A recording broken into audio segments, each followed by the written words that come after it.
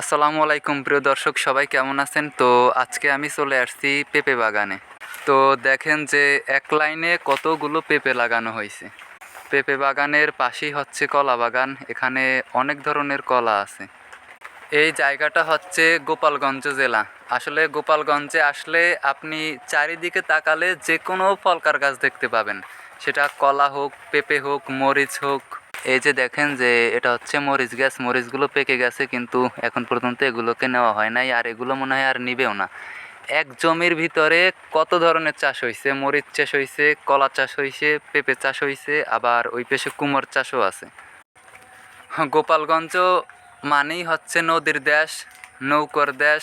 আসলে আসলে ঘুরতে অনেক ভালো লাগে। আর সব থেকে বেশি ভালো লাগে যে আমি যেদিকে তাকাই সেদিকেই যে কোনো ফলকার গাছ দেখতে পাই, আম গাছ হোক, কচু হোক, আর কি যেটাই হোক খাওয়া যায়। তো এই রকমের দেখতে খুবই ভালো লাগে। ভালো থাকবেন সবাই, আল্লাহ হাফেজ।